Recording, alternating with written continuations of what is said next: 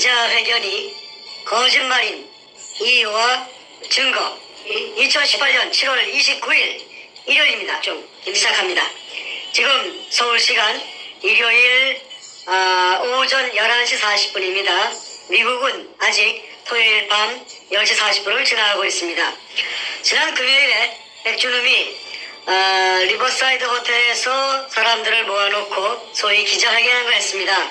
그 내용 뭐 워낙 길기도 하고 워낙 유치하기도 하고 거짓말 투성이어서 보다 말다 했는데, 자, 우리 정충래 선생님께서 그 회견 장면을 일단 본인은 당사자이기 때문에 열심히 보셨습니다. 보셨고 그 내용이 워낙 거짓말이 많아서 무엇이 왜 거짓말인지 그 이유를 설명해 주시고, 또 이게 말로만 하면은 네 말이 옳리 내 말이 옳리 하는 것이 되기 때문에 아주 명백한 애도박도 못하는 그 문서화된 증거를 보여드리면서 그 증거를 제시하는 이유 제시를 하도록 하겠습니다. 안녕하세요, 선생님. 예, 안녕하십니까. 건강 어떠십니까? 예, 괜찮습니다. 혈색이 매일매일 좋아지십니다. 예, 고맙습니다. 예. 자, 일단은 그 여러 가지 말씀해 주시겠지만은 그 초기 단계에서 세 가지 증거를 명시하실 것입니다. 첫 번째는 문현동 땅은 왜 샀나 그 말씀해 주실 거예요. 나의 땅 밑에 아무것도 없다 그러면은 시가의 뭐 3배? 예. 3배를 주고 땅 살 이유가 없는데 그 땅을 왜 산지 이유를 갖다 조목조목 따져보면은 백준의 말이 거짓말인 것을 밝힐 수가 있습니다. 두 번째는 백주름의 그 글이 신문에 연재된 적이 있었는데, 그 뭡니까, 스포츠 소재라는 신문에 무려 71회나 연재물을 실었습니다. 2002년 8월경부터 실기 시작했는데 연재물의 제목은 보물을 쫓는 사람들 하는 제목으로 백준은 본인이 기고한 글이고, 그 글 내용 보면은 일제 어뢰공장의 실체를 확인시켜줍니다. 백준은 좀 약간 좀 전능아인 것 같아요. 본인의 증거를 수없이 만들어 놓고도 거짓말하고 우기는, 이것은 약간 좀 그 IQ가 좀 의심이 됩니다. 세 번째, 탁종수라는 사람이 등장하죠. 그 탁종수가 자필로 쓰고 확인을 한 도굴 확인서를 보여주실 것입니다. 그 외에 수많은 결정적인 증거들을 공개하겠습니다. 온 국민 앞에 백주름의 거짓말을 파헤치겠습니다. 자, 정 선생님. 예. 자, 편하게 말씀해 주십시오. 예, 예. 네. 안녕하십니까. 6월 1일부터서 오늘 7월 28일까지의 사이에 약 20여 차례 금도구를 폭로하는 방송을 내보냈습니다. 이 타키트의 대상은 노무현과 문재인, 도굴단의 두목 백준음이 제의 타깃입니다. 부수적으로 근영의 서경석을 종교 깡패라고 제가 말했습니다. 도굴단을 협박해서 한 달이 끼고 일부를 말아먹었다고 저는 생각하고 있습니다. 그러나 이런 무서운 사실을 폭로하였음에도 아무 반응이 없다는 사실은 금도굴이 진실이기 때문에 항변의 말을 못하고 있다고 봅니다. 사실무근이라면 당장 명예훼손 등으로 고소를 하여야 했는데도 불구하고 꿀먹은 봉오리로 등장하지 않는 것은 자신들의 행위가 더욱더 크로즈업 될까 두려웠기 때문이라고 봅니다. 이러던 중에 도굴단의 두목 사이코패스 백준음이 리버사이드 호텔 대연회장에서 반박 기자회견을 했습니다. 자기네들이 도둑놈이 아니라는 것이죠. 얼마나 돈이 많길래 특급 호텔 대연회장입니까? 이것 하나만 봐도 별 볼 일 없던 그들이 돈이 많이 죄여 있다는 상황을 짐작할 수가 있습니다.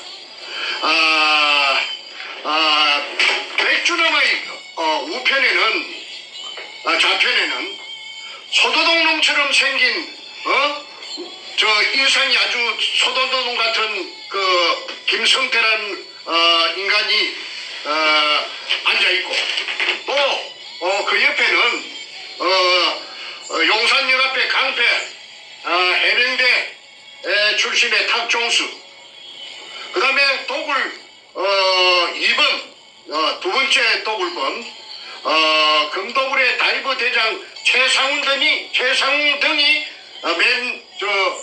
왼쪽 끝에 앉아있죠. 거짓말 향연을 펼쳤습니다. 참으로 간이 배밖에 나온 큰 도둑놈들의 뻔뻔한 모습이 아닐 수 없습니다. 20여 차례의 폭로 방송으로 압박이 오니까 압박 받은 것 같아요. 그래서 다급해지니까 발악을 하는 것 같습니다. 그만큼 위기 의식을 느끼고 있다고 해석합니다. 하기야 대통령을 둘이나 등에 업은 전대미문의 범죄단들이니 말할 나이가 없습니다. 이 세상에 어떤 도둑놈이 기자회견을 하여서 자신들의 금도둑질을 순순히 시인할 일은 만무합니다. 오늘은 이들이 얼마나 교활한 거짓말로 문자를 써서 교은영색 했는지 짚어보겠습니다. 그러니까 이들의 공통된 핵심은 자기네들이 문현동 1219-1번지에 제가 판 수직구 아래에 16m 아래에 수평굴이 죽어도 일본 의뢰공장의 한 가닥이 아니고 박수홍이 실패한 굴로서 제가 그거 거짓말을 해가 사기쳤다는 것이 처음부터서 끝까지 교활한 거짓말입니다. 이래가지고 제 인생 16년이 몽창 날아가 버렸어요. 그래서 이제 지금부터 그들의 거짓말이 얼마나 교활한지 증거를 하나하나 제가 밝히도록 하겠습니다. 먼저 백준엄, 김성태, 그 다음에 탁종수가 거기에 나와가지고 내가 가만히 보니까 안절부절해요. 그거는 바로 이 종이 때문에 그렇습니다. 자신이 써놓은 이 종이 확인서, 이 탁종수 제일 밑에 있죠. 이름이 있고 주민등록번호가 있습니다. 그리고 지장이 있습니다. 이거는 감정해보면 당장 알 수가 있습니다. 오리발을 낼 수가 없는 것입니다. 내용을 읽어주세요. 이게. 본인 탁종수는 2002년 5월 중순경 평소 알고 지내던 백준엄으로부터 부산시 문현동 소재 일제 지하 의뢰공장에 금이 가득 찼다고 하여 투자를 요청하기에 일금 5천만 원 정을 백준엄에게 투자하고 그 후 현장에 여러 번 가서 지하 물속에 잠긴 굴속을 확인하였고 바로 열고 비디오 테이프 포함 그 뒤 6, 7, 8월 말까지 도굴 작업을 한 사실을 알고 있습니다. 그 당시 본인은 김홍랑 남편 이름으로 문현동 땅을 매입하여 모든 게 순조롭고 합법적인 절차를 거친 줄 알았다. 그러나 그 뒤 백준엄은 본인에게 형님 모든 게 시간이 가면 고생 끝이니 죽지 마시고 기다리시기만 하면 내 인생 책임지겠다고 하여 이날까지 기다리고 있었던 사실입니다. 본인은 백준엄이가 그 당시 금을 도굴하여 숨긴 것으로 확신합니다. 이유는 백준엄이가 100%로 금이 있다고 하여 믿고 투자했던 것입니다. 2004년 9월 14일 탁종수 480810-1010711 추가문 본인이 처음 투자를 할 때 문현동 지하 동굴내를 촬영한 비디오 테이프도 보았고 그 당시 테이프상에는 일본군이 쓰던 마대 자루가 차곡차곡 빼곡히 있었기에 본인은 그 속에 들어있는 것이 금이라는 백준엄이 말을 액면 그대로 믿었던 사실입니다. 이에 확인서를 첨부합니다. 2004년 9월 14일 탁종수 지장을 딱 찍어놨습니다. 지장이. 이 지장 감정하면은 탁종수 필적 감정하면은 이거는 탁종수가 썼는지 사실 여부를 알 수 있습니다. 2004년 9월 14일입니다. 그 다음에 2002년 3월 2일날 제가 수직구를 뚫어놓고 4월 5일날 배신이 일어났다는 것을 제가 알았습니다. 김성태와 백준엄이 배신을 일으켰다는 사실을 제가 알게 되었지요. 그런데 2002년 배신이 일어났으면은 자기네들 주장대로 할 것 같으면은 사기당했다고 지하 수평구리 박정희 대통령 이발사 박숭이 한 실패한 굴로 정충재가 사기쳤다고 할 것 같으면은 그래서 끝입니다. 그 현장에 갈 필요도 없고 땅을 살 이유도 없습니다. 그런데 이 사람들이 땅을 샀어요. 땅을 살 돈이 없으니까 그 광주 전라남도 광주시 서구 지평동에 있는 김홍랑이라는 여자를 찾아가서 땅을 사게 만듭니다. 그래서 김홍랑이라는 여자와 그녀의 남편 공무원, 그 당시에 공무원 전남도청 새마을가장 박민수라는 사람이 부산 문현동에 와서 수직구 속에 카메라를 찍는 로봇을 내려보내가지고 금포대, 일본식 한자 이등충이 찍혀있는 금포대가 재어있는 것을 제3, 제4 확인하고 그 땅을 삽니다. 그러면 땅을 사기 전에 금이 재어있다는 것이 확인을 제3, 제4 했기 때문에 광주에 사는 사람들이 부산 문현동에 땅을 사는데 그때 지주가 두 사람이었어요. 한 사람은 지분의 65%, 100분의 65%를 가지고 있는 조규혜라는 사람이고 50년생. 다른 한 사람은 지분의 35%를 가지고 있는 100분의 35%를 가지고 있는 정문균이라는 60년생 남자입니다. 이 둘이 연합해가지고 대한항공으로부터 IMF가 오자 이 땅을 불화를 받았던 것입니다. 그때 불화받은 가격이 평당 80만 원씩이라고 합니다. 그런데 김홍랑이 급하게 살라고 하니까 그 땅을 살라고 하니까 평당 80만 원에 산 땅을 불과 몇 달 만에 200만 원씩에 김홍랑에게 팔았는데 한 사람은 정문균이는 100분의 35를 가지고 있는 정문균이는 자기는 안 팔겠다. 나는 금을 배당받겠다.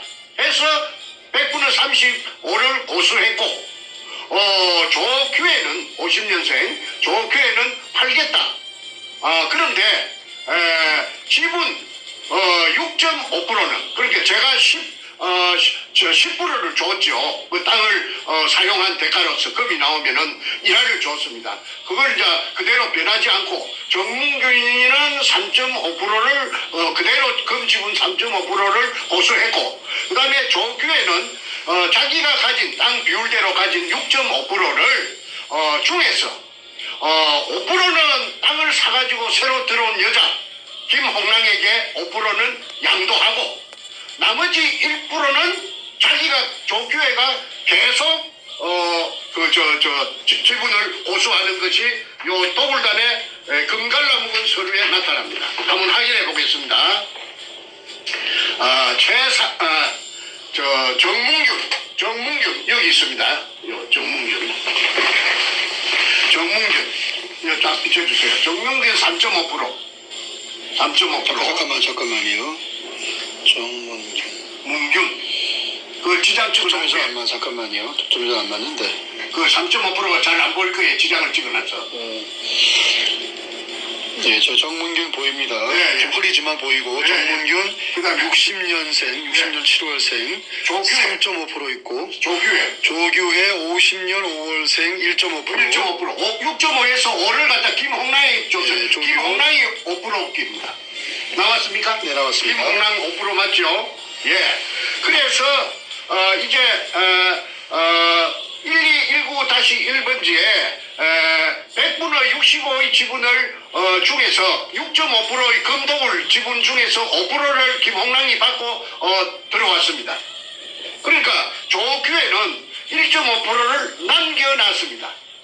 그래서 그때 땅을 그 100분의 65를 살 적에 백준원과 김홍랑 간에 공정 계약을 했습니다. 그 계약서를 제가 지금 공개하겠습니다. 제가 일단은 한번 읽어보고 비사한테 드리도록 하겠습니다. 계약서 각 성명 김홍랑 주민등록번호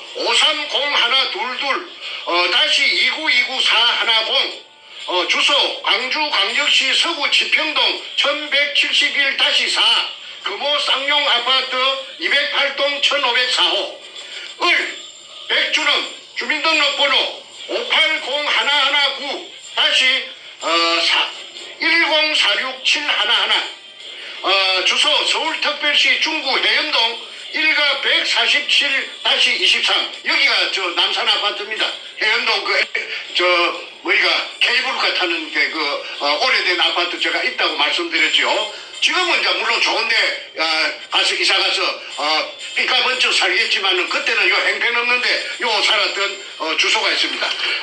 남산 아파트 615호 상기 2는 부동산 가로 열고 부산광역시 남구 문현사동 1219-1 및 5필지 등 토지 553평 1827제곱미터에 대한 토지 소유자와 한시 사용권자의 쌍방협약에 대한 계약임 제1조 토지 양도의 권리 토지의 소유자는 김홍랑 이하 갑이라 함이며 이는 백준원 이하 을이라 함의 희망적인 정보에 의해 갑이 판단한 바 그 실질적인 토지의 미래성 및 기타 사항에 있어 가능성을 실사하여 타진하고 매입했으며 이제 금이 있는 걸 알았다 이 말입니다. 의뢰공장이라는 걸 확인했다는 것이죠. 이에 갑은 한시적인 토지의 사용 권리를 오직 을에게만 제공한다. 금독을 하도록 을에게 백준음이에게 금독을 하도록 자기가 산 땅을 제공한다. 제2조 의무 을은 갑의 소유 토지를 매장물 발굴 및 발견 및 발굴 목적 외에 매장물 발견 및 발굴 목적 외에 그러니까 매장물이 목적입니다. 타인에게 임대하거나 기타 행위를 할 수가 없다. 제3조 계약 준수사항 갑이 토지를 계약 후 3개월 2002년 4월 29일부터 7월 28일 이내에 그러니까 산 날짜가 4월 29일 날 계약금을 주고 샀는데 7월 28일까지 3달 안에 갑의 투자금 토지 구입비 가로 열고를 2배로 산정하여 2배 법절로 3달 만에 땅값을 2배로 뻥튀기 해갖고 산정하여 을이 갑에게 지급하면 백준음이 김홍랑에게 지급하면 김홍랑은 지급 당일 무조건 백준음에게 을에게 갑의 토지를 양도하여야 하고 이제 곱절로 상값을 곱절로 받고 3달 만에 곱절을 주면은 무조건 양도하여야 하고 백준음 앞으로 만약 을이 약정 기일에 약속을 이행하지 못했을 시 돈을 곱절로 주지 못했을 때는 김홍랑은 토지의 소유권을 을에게 양도할 의무를 갖지 않는다. 돈을 안 줬으니까 당연하지요. 단 갑이 기존 토지 주인 조규혜와 아까 50년생 남자 땅 주인 조규혜와 계약한 계약서 내의 토지 금액과 각종 세금 및 기타를 포함하여 을이 갑에게 지급한다. 부대 비용을 소모된 비용을 백준음이 모두 김홍랑에게 보전을 해준다. 제4조 토지의 형질 변경 을은 백준음은 갑이 김홍랑이 소유한 토지에 매장물 발굴 작업을 위한 통로 및 발굴을 위한 필요한 기자재 등의 필요성에 의해 김홍랑에게 토지 사용 승낙을 받았으며 추후 출입구를 넓히거나 하는 등 기타 작업을 위해 일시적으로 토지를 형질 변경할 때 답의 동의를 받지 않고 진행할 수 없으며, 그러니까 땅 주인이 저 김홍랑인가 김홍랑의 동의를 받지 않고 할 수 없으며, 발굴 공사가 완료되면, 발굴 그 공사라는 것은 도굴 공사, 금도굴 완료되면 을이 원상복구를 시켜야 한다. 백준엄이 원상복구를 시켜야 한다. 위에 투자되는 복구비는 백준엄의 부담으로 한다. 을의 부담으로 한다. 단 상기 조항은 갑에게 을이 토지 대금을 지불, 그러니까 김홍랑에게 백준엄이 뻥튀기한, 2배로 뻥튀기한 토지 대금을 지불 2002년 7월 28일 이내 하기 전까지의 약속이랍니다. 이 뭐 복잡합니다. 제5조 의무조항. 을은 갑에게, 백준엄은 김홍랑에게 기존 토지주들이 토지를 을의 작업에 방해가 되지 않는 범위 내에서 임대 사용함에 있어 월 265만 원의 토지 사용료를 수령 전달해 줄 의무를 가진다. 단 매장물 발굴이, 매장물이라는 거는 땅 밑에 있는 거 아닙니까? 발굴이 본격화돼요. 35%의 토지주 및 임대자들이, 그 이제 정인균이를 말하는 것 같아요. 60년생 35% 지분이 있으니까 토지주 및 임대자들이 철수할 시에는 그 책임을 지지 않는다. 제6조 특약조항. 김홍랑은 계약 기간 동안 백준엄 을의 사전 동의 없이 토지를 제3자에게 매각이나 설정 및 기타 등 을의 발굴 사업에 도굴사업, 발굴 사업이 이제 도굴 사업입니다. 발굴 사업이라는 것은 그 가로 열고 도굴 사업이나 마찬가지죠. 지장을 줄 수 있는 행위를 절대 할 수 없다. 그러니까 도굴하는데 그 땅 주인이라고 방해하면은 안 된다. 단 상기 조항은 김홍랑에게 백준엄이 토지 대금을 지불하기 전까지의 약속입니다. 또 못을 쳐놨습니다. 제7조 해약. 본 계약은 갑과 을이 서면 합의 후 공정에 의해 해약할 수 있으며 한쪽의 일방적인 해약은 불가하다. 제8조 발굴회사의 주식 지급. 갑은, 발굴회사는 이거 도굴회사입니다. 포세이돈 살베이지라고 5월 13일 날, 2002년 5월 13일 날 남포동 그 피닉스 호텔에서 잔당 발긴 대겸 1회 주주총회를 했다는 것을 엊그제 말씀드렸죠. 그걸 말하는 것 같습니다. 갑은 을이 행하는 모든 영리 행위에 관한 동등한 자격을 갖춘 자로서, 그러니까 김홍랑은 백준엄이 행하는 모든 그 도굴의 이익을 보는 행위에 관한 동등한 자격을 갖춘 자, 그러니까 도굴이 공범이 되는 거죠. 을의 총괄 이익에, 백준엄의 총괄 이익의 5%를 보장받는 조건으로, 아까 도굴단 그 지장 찍어 먹는 그 배분 김홍랑 이름으로 5% 돼가 있는 거 확인하셨습니다. 5%를 보장받는, 100%를 보장받는 조건으로 을의 회사, 백준엄의 회사, 주 포세이돈 살베이지, 바로 열고 인양 및 발굴회사, 발굴회사가 도굴회사입니다. 도굴을 목적으로 한 회사입니다. 주식 5%를 지급받고 등기 이사로 정식 등재한다. 그러니까 도굴단에 정식으로 가입한다.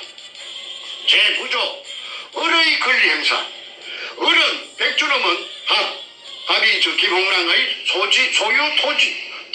소유 토지를 매매하는 행위를 제외한 모든 권리의 인공동굴의 발견 및 가로 열고 인공동굴의 발굴 및 매장물의 발굴 등, 박순이 실패한 굴이라고 사람을 갖다가 삶아놓고는 주거끼리는 인공동굴의 발견 및 매장물의 발굴 이렇게 가로 열고 못을 쳐놨어요.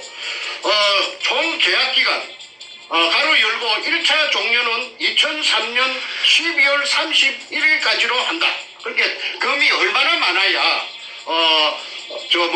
다음 해에 2003년도에 발견한 해가 2002년 3월 1일이니까 다음 1년 넘어가갖고 다음 해 연말까지 동안에 도굴 하겠다고 하니까 그 겁이 얼마나 많았는지 상상이 됩니다.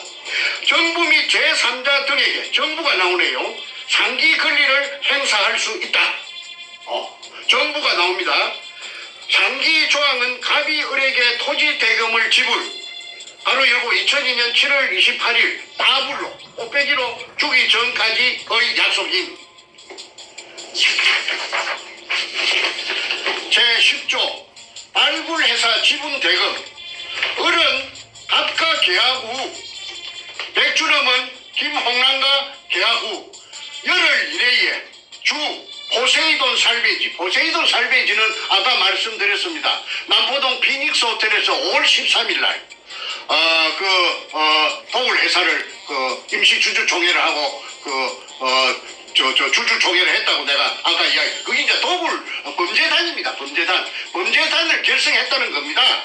창업하여 회사 지분 5%를 갑에게 지불하여야 한다. 다시 한번 100분의 5를 금도굴의 100분의 5의 지분을 김홍랑에게 준다. 못을 쳐놨네요.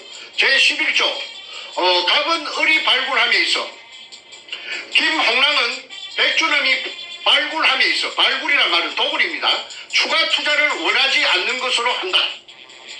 제12조 을의 채무는 백준엄의 채무는 갑에게 어떠한 영향을 미치지 않는다. 제13조 을이 백준엄입니다. 백준엄이 주 포세이돈 살베이지 법인 등록 시 상기 계약 내용을 성계한다.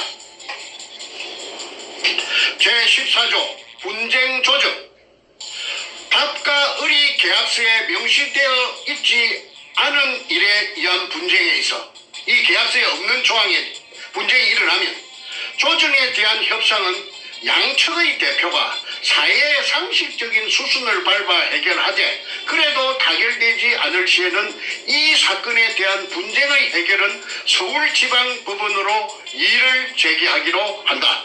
재판까지도 이제 염두에 뒀습니다. 제15조 마지막입니다. 갑과 을은 이 계약을 확인하기 위해 두 통의 계약서를 작성하여 서명 날인하고 공정을 한다. 2002년 4월 29일 갑 김홍랑 을 백준엄 요 붙여주세요. 밑에 제일 밑에 도장 나오게. 2002년 4월 29일 김홍랑 백준엄 도장 찍혀 있습니다. 그 다음에 여기 이제 제일 표지입니다. 제일 표지입니다. 그게 공정 서류의 그 변호사 사무실에 가서 공정한 서류의 표지입니다. 그 다음에 이것이 이제 맨 마지막 자입니다. 부산광역시 연제구 거제1동 세종빌딩 3사청 법무법인 신성 공정 담당 변호사 강동규. 자, 김홍란과 백준엄이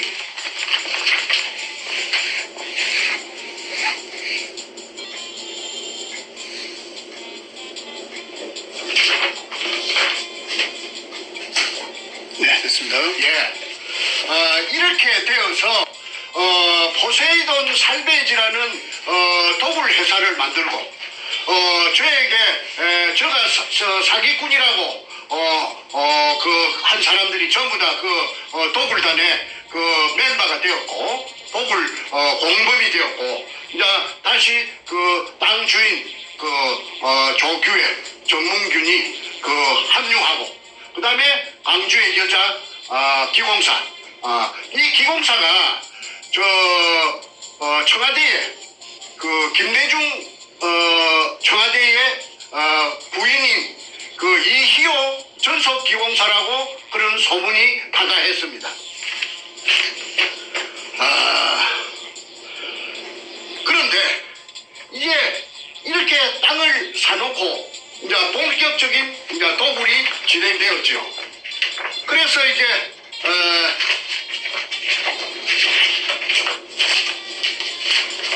도굴 한 기구 요 좀 찍어주세요. 요 수직 상하 운반용 승강기입니다.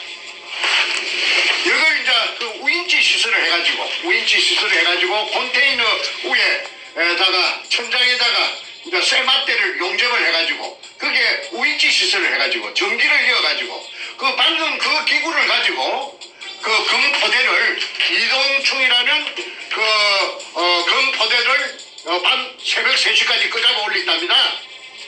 그래서 이거는 그 2002년 8월 말경에 현장에 제가 사람을 보내가지고 가니까 이 절벽 밑에 옹벽 밑에 널브러져가 있더랍니다. 벌겋게 녹을 뒤집어 쓰고 널브러져 갖고 있는 것을 찍었습니다. 그 다음에 자 아까 이제 다시 말씀드릴게요. 2002년 4월 5일 날 서울시청 후원에서 제가 배신이 일어난 줄 알았습니다.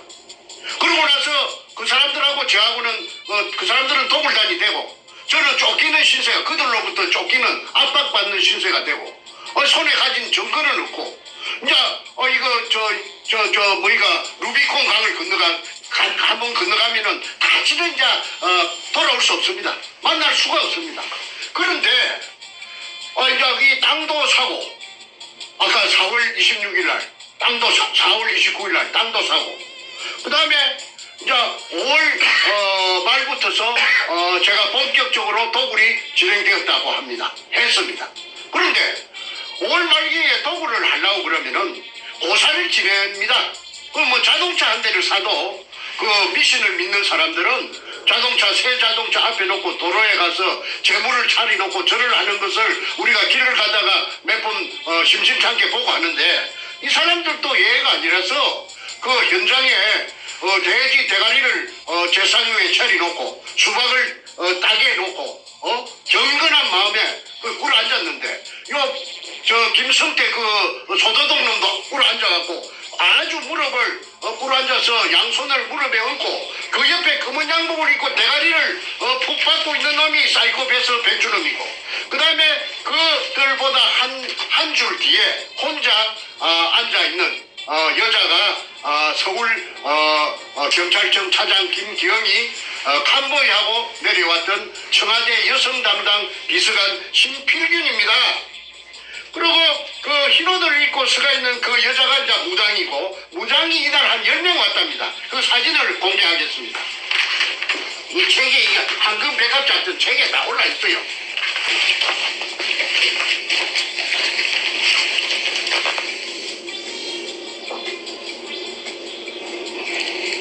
2002년 5월 28일 5월 28일. 문현동 발굴 성공을 비는 고사 장면 책 143페이지에 나와 있습니다. 청동 백합작전. 자, 그 다음에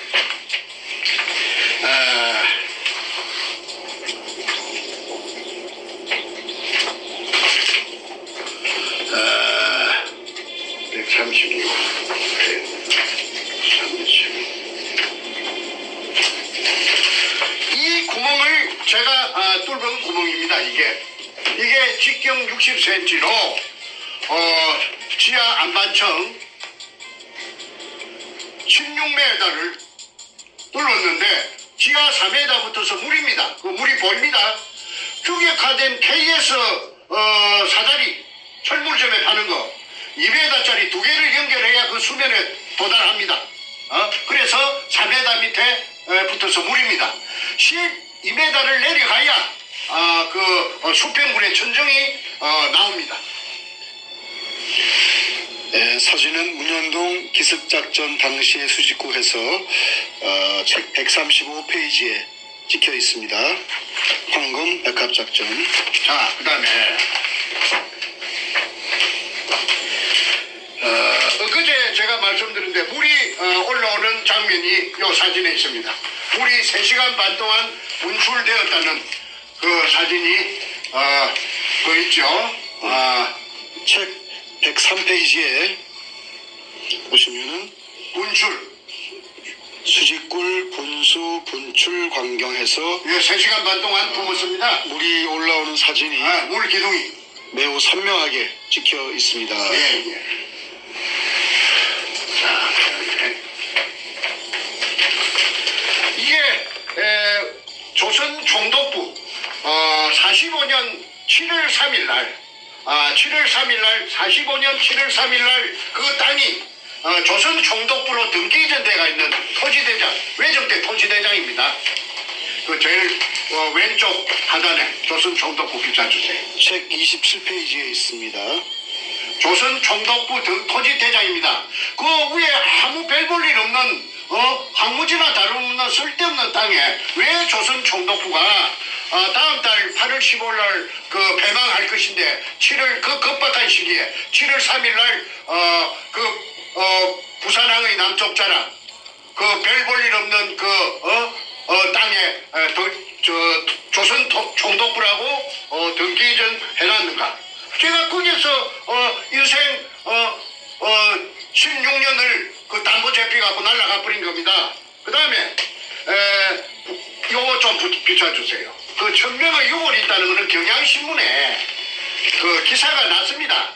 그 기자가 제 말만 듣고 기사 써주겠습니까? 네 말이 옳다. 내 기사 쓸게 하는 그런 경우는 없습니다. 다 조사해보고 이거 사실이라고 믿으니까 그 경향신문에 그 대문짝만하게 아주 활자가 크게 그 축소해서 그 지금 했지 1천여 구의 그 유골이 있다는 사실을 그 경향신문에도 기사가 났는데 일회용으로 끝났어요. 무조건 일회용입니다. 예, 책 28페이지에 나옵니다. 28페이지에 이 경향신문 기사가 명시가 되어 있습니다. 그 다음에 요 토지 등기부 등본 한번 봐주십시오. 이 빨간 줄끈도 한번 비춰주세요. 정문균이 조규혜 그 다음에 김홍랑 그 등기부 등본에 나와 있습니다.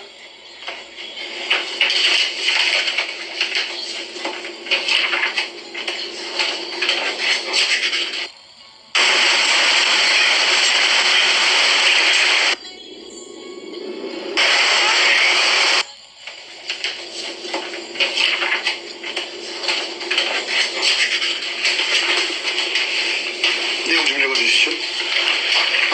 2002년 4월 29일 날 매매가 되어서 소유권 이전 지분이 100분의 65 소유자는 조규혜 50년생입니다. 500517 부산 금정구 부곡동 경남 한신아파트 105동 2103호 이 조규혜가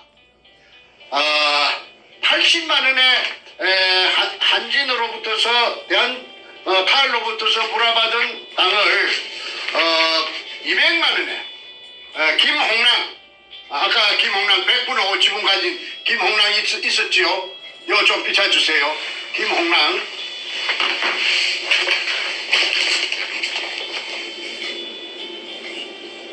광주 서구 지평동 금호 아파트에 사는 여자 김홍랑에게 100분의 65를 200만 원씩에 팔았고 그 다음에 정문규라는 60년생 이놈은 도굴의 금에 대해서 전설처럼 내려오는 금에 대해서 욕심이 발동했기 때문에 팔지 않고 금 지분을 이익 배당을 받겠다 해서 35%를 보수하고 이렇게 이제 포세이돈 살베이지라는 회사가 되었습니다.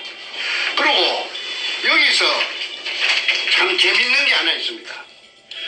제 동생이 제가 5형제 중에 장남인데 제 둘째 동생이 정간재라고 53년생이 있어요. 벤티. 그런데 그 정간재가 아무 상관도 없습니다. 그 문현동 땅하고 아무 상관도 없고 금동을하고 아무 상관도 없는 정간재를 끌어들여가지고 정간재를 꼬시기 위해서 지불각서를 써줍니다. 아마 경찰이 없었으니까 앞으로 주겠다는 약속으로서 김성태가 자필로서 써준 지불각서가 저에게 있습니다. 그러니까 이게 정간재에게 맨 밑에 정간재에게 일금 1,000만 원을 일금 1,000만 그런데 김성태도 금융불량자고 정간재도 금융불량자인데 금융불량자 둘이끼리 신용불량자 둘이끼리 1,000만 원을 주겠다고 지불각서를 써줍니다. 제가 읽어드리겠습니다. 지불각서 일금 1천만 원. 위 금액을 주 포세이돈 살베지에 본인 지분이 매각되면 지불할 것을 각서함. 단 회사의 이게 뭐라 쓰나요? 발전과 본인의 업무와 체면에 협조하는 조건인 2002년 5월 24일 김성태조에게 그리고 이제 책에는 가명으로 해야 되기 때문에 김성준으로 되어 있습니다만은 책 138페이지에 나와 있습니다. 자필입니다. 김성태.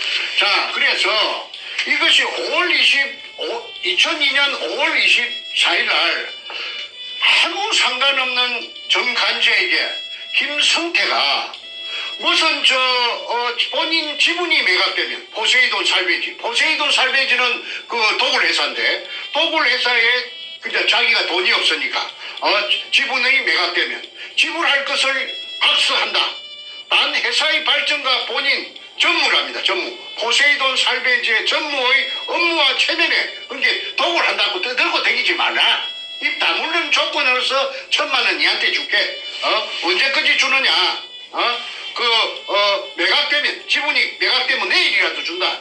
5월 24일 5일 날 배신이 일어났는데 5월 24일 날 내 친동생 내 밑에 포장 밑에 정간제에게 1,000만 원을 준다는 지불각서를 써놓은 것이 무엇을 의미하는지 금이 없는데 이따위 짓을 하겠습니까? 그 교활한 놈이. 그리고 이제 제가 그 무렵에 대한항공으로 달려갔어요.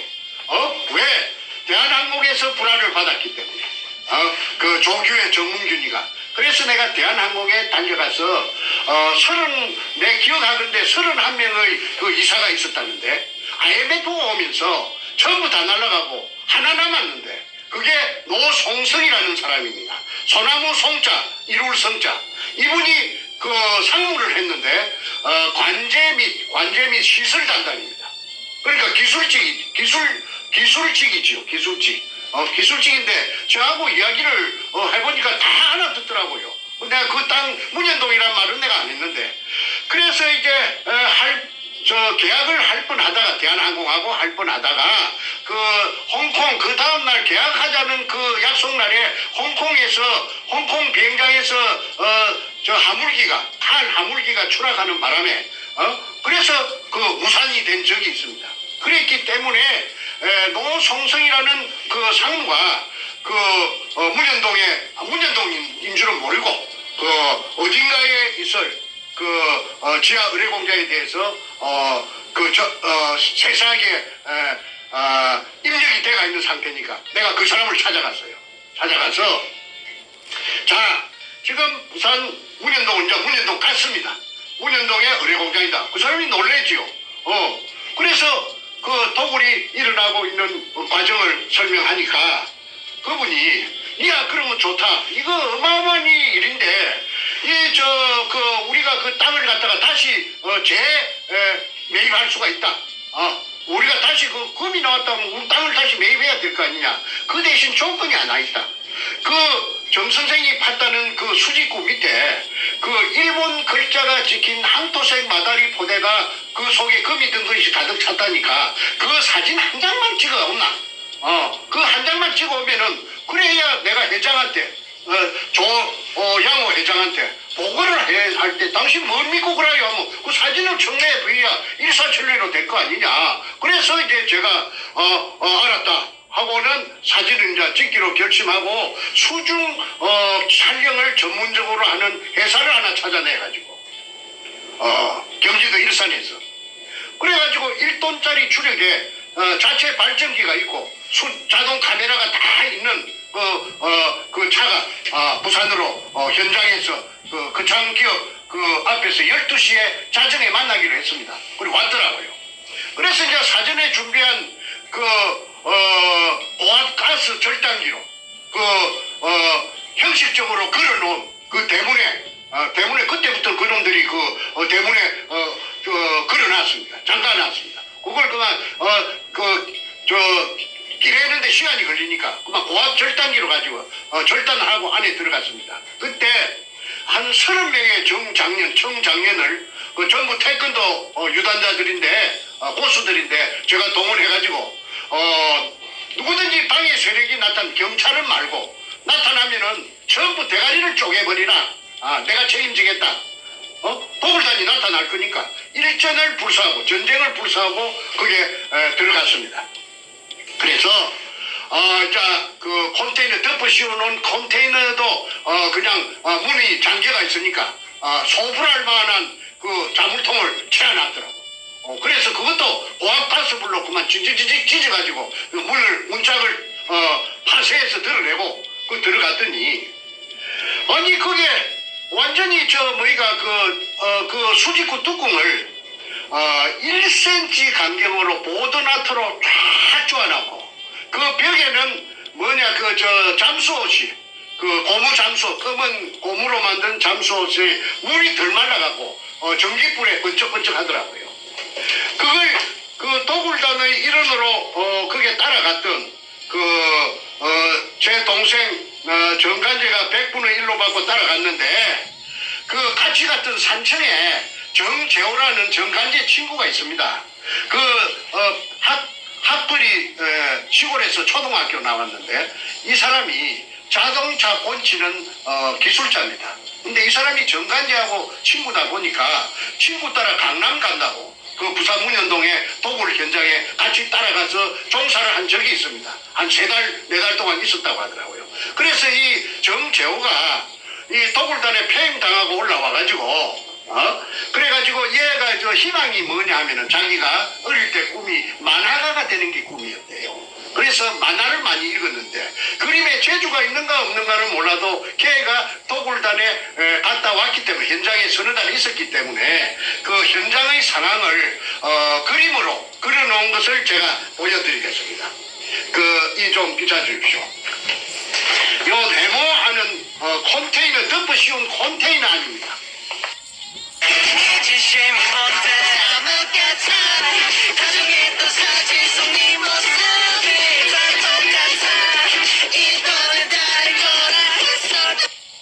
요 네모하는 컨테이너 덮어 씌운 컨테이너 아닙니다.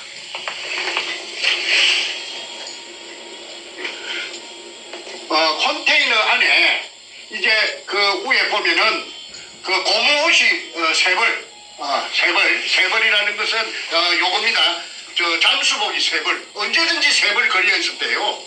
그 다음에 이 탁자가 있고, 이 제가 판 구멍은 요 새까만 점 요기 제가 판 구멍입니다. 이 구멍을 덮어놨어요. 그 다음에 이 밭들이도 있고, 공구통도 있고, 식탁 및 의자도 있고, 우인치 시설도 있고, 엘리베이터 발판, 우인치용 스테인리스, 호이스터, 전기 작업선, 에어호스 직경 1.5cm, 기계 발전기, 기계 양수기, 그 다음에 컴프레셔, 그 다음에 양수용 쇠파이프, 길이가 1.5m, 그 다음에 직경이 15cm, 그 다음에 사람은 다이버는 그 좁은 직경 60cm한테 구멍에 내려갈 때는 이렇게 내려갔답니다. 발판만 있고 쇠몽디가 있는 요걸 타고 이렇게 다이버는 오르내리고, 그 다음에 아까 그 검을 갖다가 인양할 때 그 사진 보셨죠? 그 수직 상하 운반용 성강기 이걸로서 검을 도굴하고, 그 다음에 사람이 또 다이버가 올라올 때는 또 그 쇠막대 같은 그 발판만 있는 걸 타고 올라왔다고 정보를 제공해줘서 저는 그 산청에 경상도 지리산 밑에 앉아 있어도 이 도굴단들이 돌아가는 것을 다 알 수가 있었습니다. 자, 그런데 이 어느 날 이제 아까 대한항공 이제 부산지사 대한항공 지사의 책임자하고 그 밑에 또 부주임하고 한 3-4 명이 아까 발전기 내려갔을 적에 왔습니다. 그래서 이제 발전기가 카메라를 이제 돌려가지고 이제 물속에 고압 전기 절단기를 갖고 뚜껑을 보드나트 풀 시간이 없으니까 옆구리를 쭉 찢으니까 그냥 촛농 녹듯이 해서 따까리를 떼내고 그냥 잠수를 해서 이제 물속에 들어갑니다. 물이 얼마나 맑은지 먼지 하나 없었습니다. 그래서 그때 들어가다가 12.58m에서 그러니까 16m 내려가야 되는데 12.58m에서 장애물이 나타났어요. 그 장애물이 나타난 시간이 이 날짜가 2002년 4월 27일이고 장애물이 나타난 시간이 새벽 1시 32분 59초입니다. 요 찍기가 있습니다. 요 시간하고 저 숫자가 찍기가 있죠.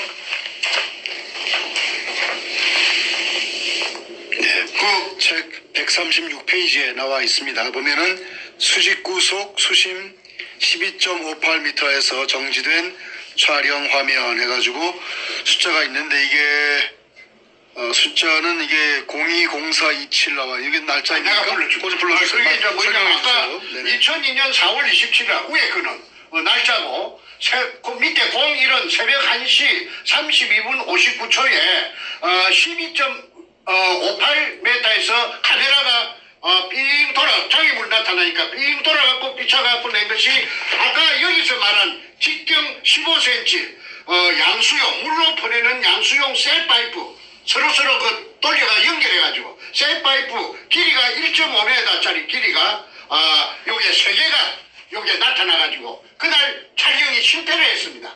그러니까 이등충이라는 그 포대를 찍는 그 카메라도 못 내려오고 그 다음에 밤중에 절단하고 사람도 다이버도 못 내려오게 미리 이 셀파이프 1.5m 길이의 셀파이프 양수용 셀파이프 직경 15cm짜리 세 개를 세 줄로 연결해가지고 이렇게 이 장애물 설치를 해놨습니다. 자, 그 보여주실 때 이 초점을 얼굴에 맞췄기 때문에 카메라가 너무 앞으로 오면 안 보인답니다. 그러니까 그 보여주신 자료를 얼굴 옆에다 보여주시면 좋아요. 이쪽 얼굴 옆으로. 예. 짝다가 여러분 이제 예. 초점이 맞습니다. 예. 네, 좋습니다. 예.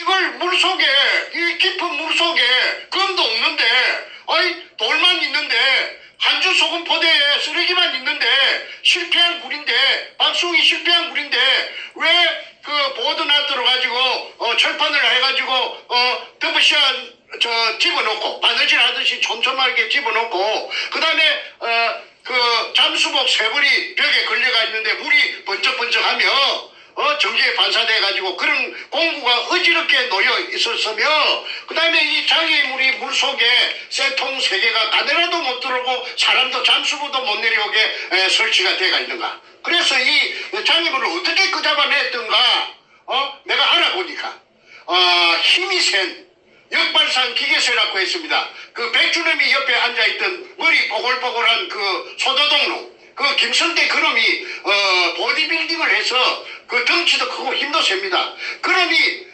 진암철판을 가지고 진암철판이 큰 진암철판에다가 줄을 연결해가지고 그걸 집어이어가지고 이걸 이 쇠가 쇠로 만든 거니까 이게 그 진암철판에 척그덕 붙으면은 막 두 놈 세 놈이 엉겨 붙어가지고 이걸 끄잡아 올리는 것을 그 정재호도 보고 정간제도 봤다고 정언을 해서 이 용도가 자기네들이 저녁에 자러 가면은 독을 마시고 자러 가면은 이게 아무도 못 들어오게 말하자면 자물쇠 역할 자물통 역할을 하기 위해서 불안하니까 이렇게 해놨는데 검이 있었기 때문에 이런 신경을 써가지고 이중 삼중으로 그러니까 아까 처음에 정문에 쇠문에 고압 전선을 가스 고압기로 절단했고 그 다음에 컨테이너 출입문 절단했고 그 다음에 세 번째 아까 수직구 위에 철판으로 집어넣은 거 보드나토 집어넣은 거 세 번째 그 다음에 네 번째 그러면 4중입니다. 1중, 2중, 3중, 4중 안전장치를 해놨습니다. 그래서 그날 그 이등충 포대만 그만 사진으로 찍었다 하면은 그만 게임이 세트됐을 건데 이 교활한 놈들이 그렇게 철저하게 해놨으니까 그걸 못 찍어서 그 대한항공하고의 그 관계가 끝이 날 수밖에 없었습니다. 항상 이런 식으로 그 해결됐든 됐든 문 앞에 가서 그냥 다시 돌아서고 그런데 제 혼자 힘은 없습니다. 개인의 힘은 미약합니다. 그러니까 제가 그놈들은 그 김홍란이라는 그 여자가 땅도 사주고 그 위에 또 투자한 사람들이 많지요. 그 투자한 사람들이 많으니까 돈의 힘으로 가지고 또 세력 그 여럿이 힘으로 독을 단 있으니까 그러니까 내가 아무리 날고 기는 재주를 가지고 있다고 해도 제가 인부족 세부족으로 당할 수밖에 없었습니다. 그러던 차에 재밌는 게 하나 제 손에 들어왔어요. 이 백준엄이라는 이 사이코패스가 여의도 고등학교 출신이고 대학은 문턱도 못 밟아놓은 놈이라고 했습니다. 그런데 이 자가 어떤 장가를 사방팔방에 헤매다 보니까 아주 오래된 그 잡지를 한 권 구입했어요. 그 잡지가 학언이라는 잡지인데 학언. 그 연세가 한 60 이상 되는 분들은 그 학언이라는 잡지를 갖다가 기억하실 것입니다.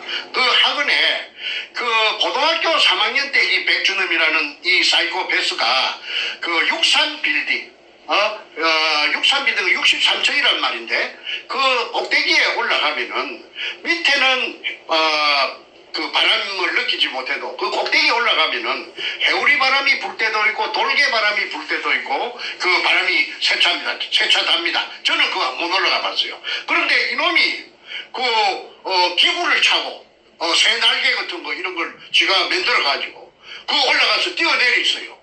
63층에서 그래가지고 성공을 해서 새같이 날라다니는 새같이 무사히 그 땅바닥에 안착을 했기 때문에 그 표지 모델로서 백준엄이 나왔다는 것을 제가 알았어요. 그래서 이놈이 그 학원에서는 학원사에서는 이놈을 소개하기로 조인 새조자 조인 새사람 그래서 이놈이 아주 가벼워요. 내가 들어가지고 시절이 저 다리를 걸어가지고 그 방 안으로 집어 던지니까 탁 날아갈 정도로 아주 가벼워요.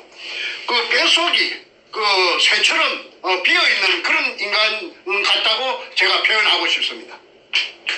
그런데 이렇게 그 63층이나 되는 그 높은 데서 얄궂은 기구를 차고 뛰어내릴 정도 된다면은 이놈의 성품은 뭐냐면은 그 스릴이가 스스펜스를 즐기는 놈입니다. 그래서 항공스포츠연합회 회장을 갖다가 30년 40년 동안 하면서 죽은 노무현하고 같이 동호인으로서 동락했다고 앞전에 말했지 않습니까? 그러니까 스릴과 스스펜스를 즐긴다는 것은 뭘 의미하느냐? 그거는 이 하나의 게임으로 이 도굴이라는 이런 큰 범죄도 게임으로 생각한다는 것이지요. 그러면은 전에 제가 한번 말씀드린 적이 보통 사람 그 뇌하고 틀려가지고 이 뇌에 대뇌에서 뇌하 수체가 어떤 호르몬이 나오는데 그거 즐긴다라는 말은 짜릿짜릿한 그 아슬아슬한 쾌감을 즐긴다는 것입니다. 그러니까 자기는 이 부산 문현동을 게임으로 생각하고 이게 즐겼던 것입니다. 그리고